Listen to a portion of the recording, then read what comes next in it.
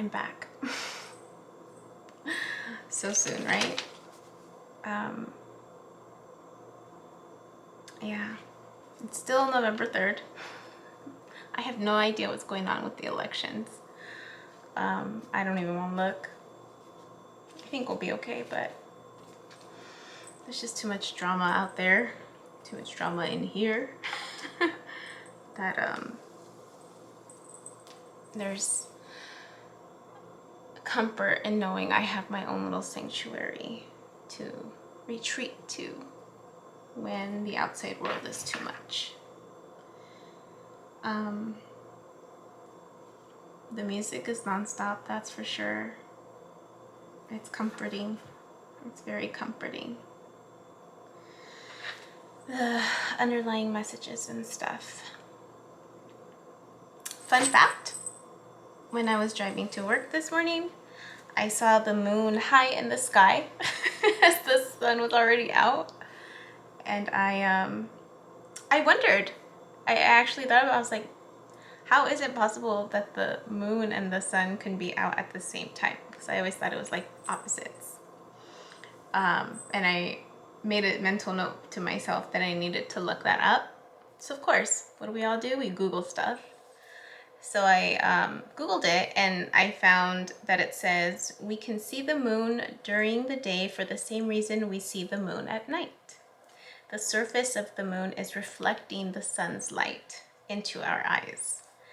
And then it said, when we see the moon during the day, it's because the moon is in the right spot in the sky and it's reflecting enough light to be as bright or brighter than the sky. So I thought that was really beautiful.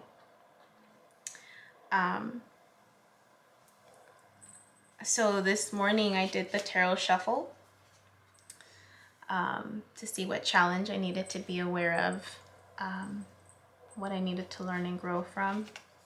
And I got the High Priestess. Let's see if you're able to really see what it looks like. It's a really beautiful card. And I'm just going to read the message for that. I didn't think about much aside from the fact that, you know, she's holding up the two pillars, and black and white pillars, so duality. She's in the middle. She has a crown, the circle, the sun and the moon, and the waves of the ocean have created this kind of like see-through-ish dress almost. So definitely in tune with her emotions. And then there's a book in the middle that's opened. So I asked for a second card just for clarification, and I got the Two of Swords, which reminded me, which is an air sign, of yesterday's, like it's just a continuation of yesterday's tarot shuffle, right? Yesterday's was embracing my emotions and listening. Then I picked the Oracle card, and I got this one again. The magnetism. So with the peace, because this one, the second one was always for clarification a little bit more. So she's definitely in a yoga pose, and she's kind of like on defense with the two swords right across her heart. And she's on this ground, and behind her is the lake, what looks like the lake, because there's like an ending on the back, if you can see that. So it's not like it's an endless lake, but it's a large lake. So in other words, a lot of emotions, right? And I think I had described this before about the polarity, right? I mean, it's like it's a reflection of the self. This one's coming towards this one, but this one's looking away. So it's kind of like this push and pull, and the sun's in the background just trying to get through the darkness, really. So the High Priestess says it's linked with the moon, associated with intuition and independence, with emphasis on silent introspection, the female side of God. The High Priestess is Isis Maria Sophia, a clairvoyant. She wears the crown of Isis, the Egyptian goddess of intuition, Its sun and moon symbols bring together male and female elements. The lunar eclipse symbolizes blended opposites in alchemy. The dark and light pillars are the Boaz and Jachin columns at the entrance to the Temple of Solomon in Jerusalem. They stand for duality. The high priestess wears a veil, but it does not conceal her mysteries. The water at her feet brings forth the subconscious. The open book reveals life's inner mysteries. And then the Hebrew character Gimel is a symbol of a camel and represents providence. So that's this one. And then the Two of Swords. The swords in general are the minor arcana, which are linked with the astrological signs Gemini, Libra, and Aquarius. Swords represent the element air and relate to rational or mental matters. Swords master the area of the mind, especially in the form of ideas. So the Two of Swords has the word peace. The top, the moon in Libra. Repose, meditative spirit. Decisiveness in making decisions or choices. Closed yoga pose shows avoidance of communication and the need for inner balance. Make a balanced choice between the two contradictory possibilities by finding the answer within. And then the magneticism I've read before. Earthly meaning, attraction of opposites. Being involved in a situation against better judgment. Feeling somehow responsible for something that was out of your control. Generate a positively charged self-image through conscious affirmative action. A petty annoyance builds and may become detrimental to your environment. Deflect irritation with a force field of confidence and charisma. Duality is just an illusion. There is another option. Then the spiritual meaning, love is a magnetic force that extends from the heart of all living things. Love is both a protective shield and a powerful attractor. It is at the center of the flow of your life. A word, a thought, a touch is all it takes for love to ignite. When it does ignite, it radiates from your core, stretching out beyond your horizons. It was interesting that it said touch because when I was actually asking the question this morning, the third question is what challenge needs my love and compassion? That's usually what I ask. Today I kept getting confused and kept saying, what needs my love and affection? What needs my love and affection? And I had to kind of keep, I'm like, wait a minute, it's compassion. But affection kept coming out. So, and then there's the insight, but I'm not going to read that one. So the focus for me with this challenge was my emotions, right? Admitting how I truly felt, specifically about this individual, this energetic force. And I know I was struggling yesterday with admitting it, for fear of, I think when we're hurt, we worry that the pain won't go away. The pain will be too much to bear, especially when we've already cried our eyes out and had psychosomatic symptoms like I did a few weeks ago, right? The fear of that occurring really makes it hard to open up again. And I think a lot of people can relate to that, especially when you feel like you've given a lot into a relationship. And I think I had pointed out in one of the videos that that's where we as humans make the mistake of making the assumption that we need to give of ourselves more than the love we have for ourselves, and that we term as unconditional love or love, when the reality is that that's not unconditional love, that's a conditional love. And so I started thinking about the words selfless and selfish, and how we often term when we take care of ourselves as being selfish, when really it's about striking that balance, right? Selfless is when we give too much versus selfish when we keep too much. And so it's just a matter of finding and transforming that to give some, keep some on both sides. I remember back in chapter 1, I talked about my feelings of selfishness when I wanted something really badly to happen and not wanting to share. And then the fear that I had to confront was not being wanted, or this sense of abandonment. And I remember that during what I consider my dark night of the soul, where the initial major transformation occurred because of this particular individual and energetic force, because it really, like I mentioned before, I wasn't really, like, this person wasn't in my proximity when I was going through this intense period. I recognized the theme of abandonment in some of the interactions, and I remember thinking logically about it and kind of not really tying an emotion to it, because I think during that time, I don't think it fully triggered in me because I was already doing some healing work around what I thought at the time was related to that, with something in my past and in childhood. So in my head, I was like, oh, I already resolved it.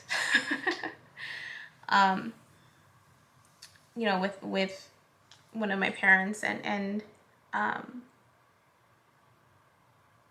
was, as I was writing, because all of this was like I was journaling and just writing and reflecting. I realized that growing up, I mean, I think parents do the best that they can with the cards that they're dealt with, and when they don't realize that they have their own healing to do, it's you know, this idea of interconnectedness, when there isn't the awareness or the acceptance that we energetically really impact each other, and in the 3D world we do, there's consequences. So when there's a lack of awareness or a denial of that reality, that existence, it really causes an impact. It's like that same ripple effect, the droplet in the water in the ocean, only that instead of it being love, it's something else, right? A pain, a hurt. And so then it just kind of expands, and leads into other relationships. So I acknowledged the emotional abandonment that I experienced growing up from the other parent that I had completely dismissed almost. And there was almost like not an abusive neglect, but just a different love language. You know, I don't know if you guys are familiar with love languages. I'm gonna make a note to add a link.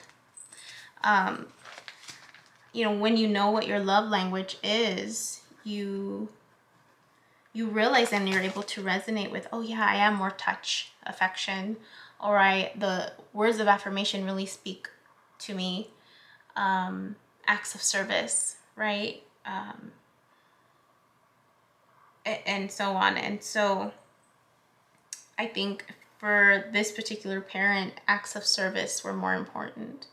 And so there was definitely always the servant side, you know, that was being met, but the emotional side wasn't. And I didn't realize that's what I had missed, that abandonment, emotional neglect, emotional abandonment was really at the root of my pain, not just with this individual, but the multiple individuals, where when they don't share the emotion, it was so challenging for me. I can only go off my intuition, but the interactions the emotional interactions were always just one-sided, and not being able to hear their heart because they didn't know how to speak their truth, right?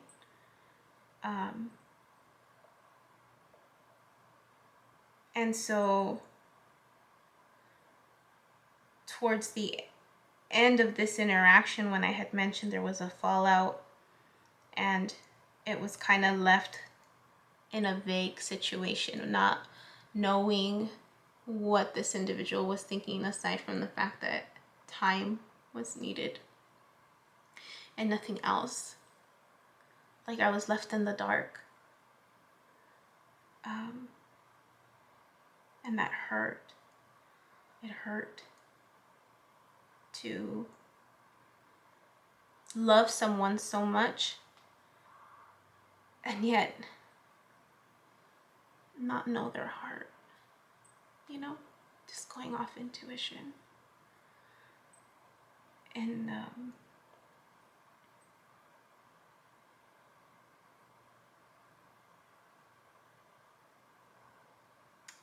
I love my parents.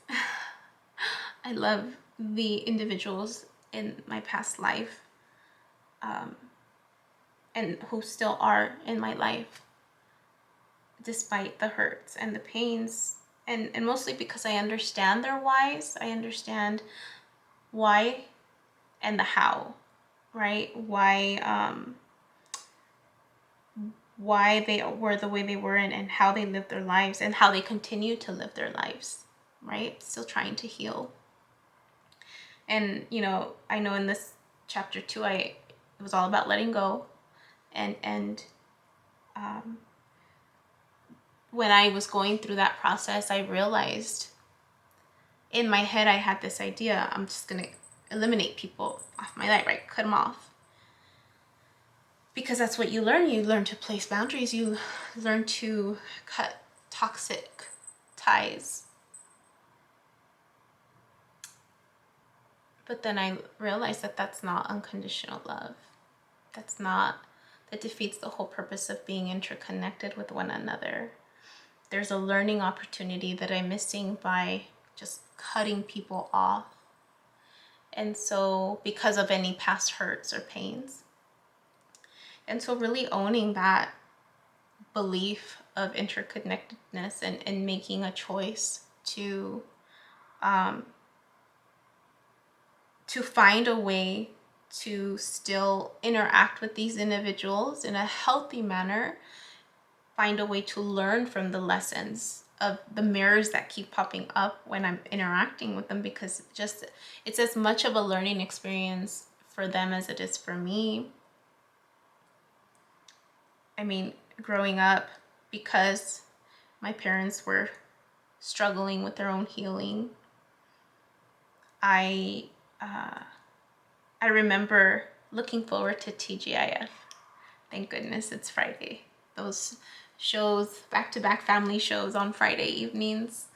You had Full House and Family Matters, and I forget what other ones came out around that time. And I remember learning from those interactions and thinking, that's how you're supposed to do it. That's how you're supposed to do it, right? Like the corrective experience was being laid out in front of me compared to what I was experiencing. And not to say that what I experienced was always negative, because it wasn't. I think it's just unfortunate how sometimes that's all we focus on, or sometimes that's all we remember. But anyways, I remember even after, during my young adulthood in high school, I would be drawn to substitute parents. So these would be teachers, professors, bosses that I would somehow be drawn to, and we would have, it was a healthy work relationship or school relationship. Excuse me. There's so many beautiful people that crossed my path that have been instrumental, and I'm so grateful to them. And I often think about them, wanting to reach out and thank them for the impact that they've had in my life. And I guess I learned today that it's a psychological term called reparenting. Yeah. Like I said, I don't know everything. And realizing that boundaries serve a temporary purpose, you know, to get that healing work done, to make that space. Sometimes we need that space between us to sit with that discomfort and then make a decision how to respond.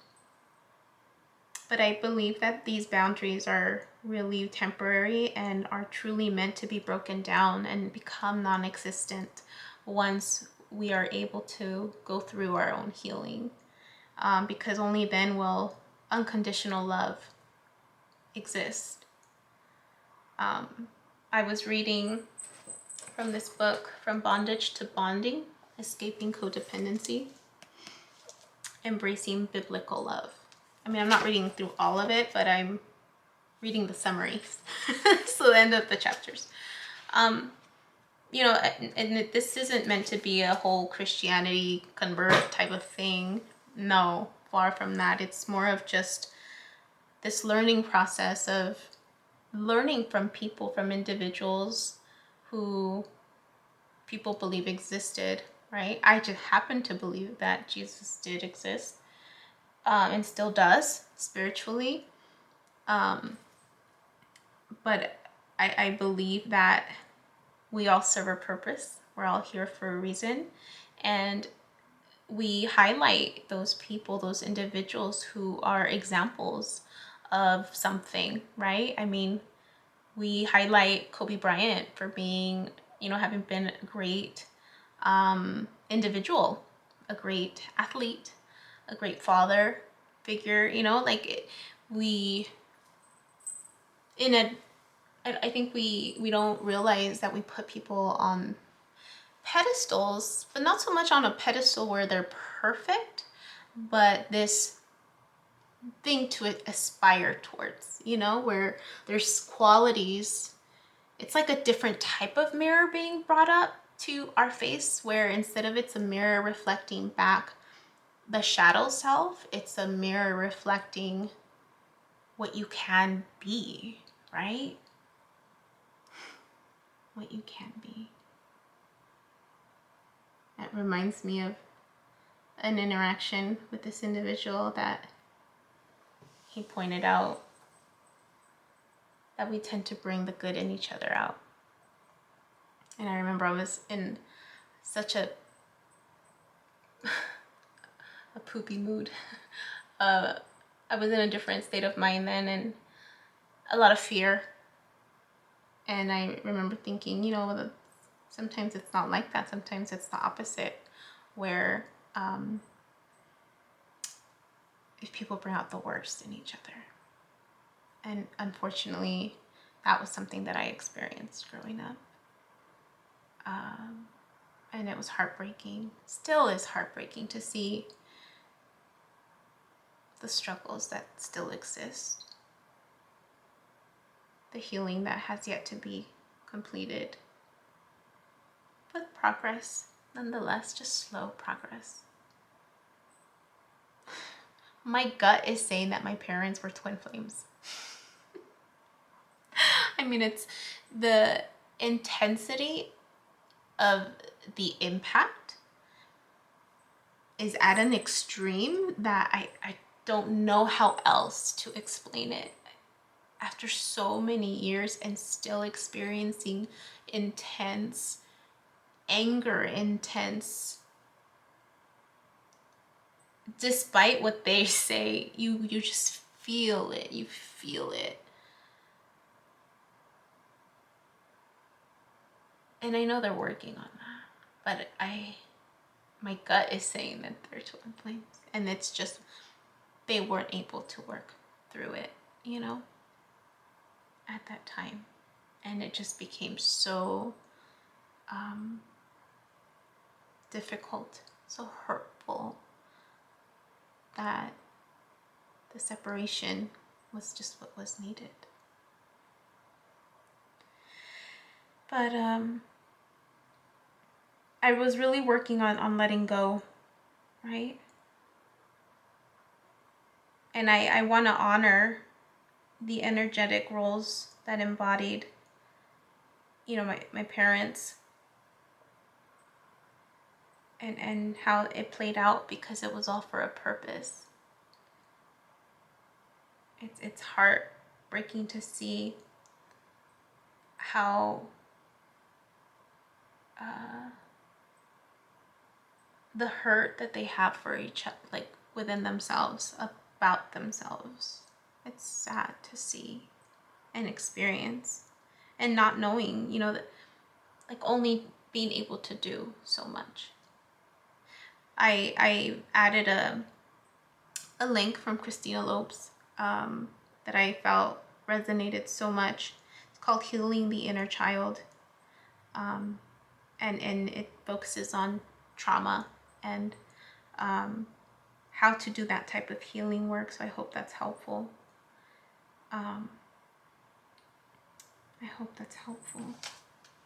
So during this process that I was journaling this, I listened to MJ, the morning message. No, it wasn't the morning message. It was the signs, the fixed signs.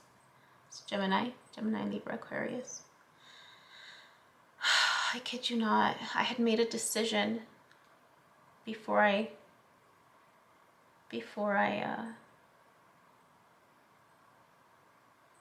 listened to her.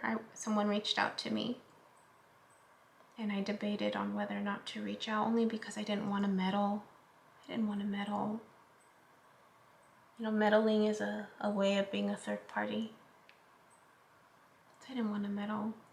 But at the same time, my heart was just tugging at the idea that I might be able to provide and shed some light, and by not responding,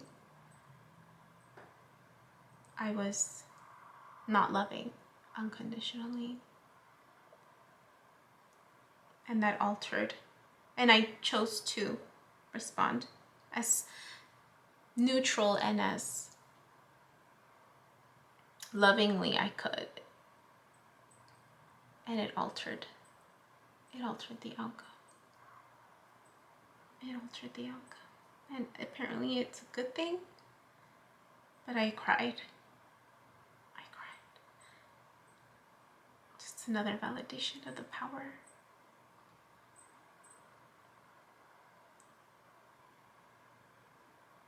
But I really wanted to make the time to admit my feelings.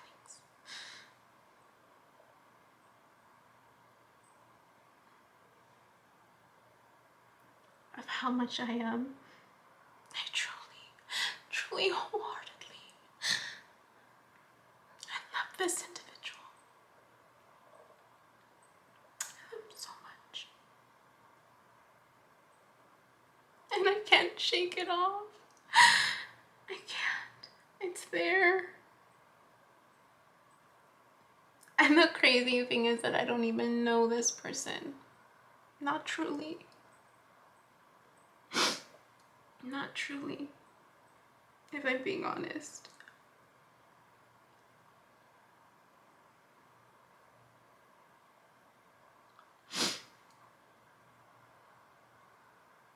But my intuition, my whole body, my whole being,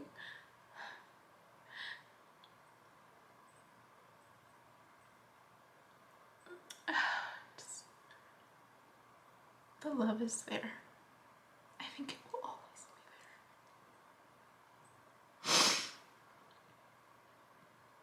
there. And there's forgiveness.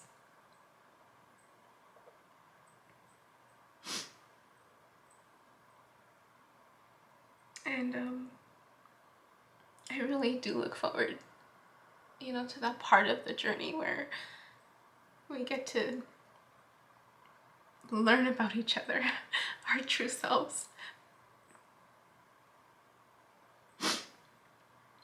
Get to know the real version. To let our true colors shine through. Together.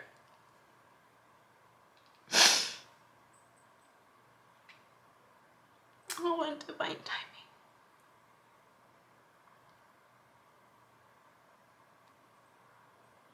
because great things are worth waiting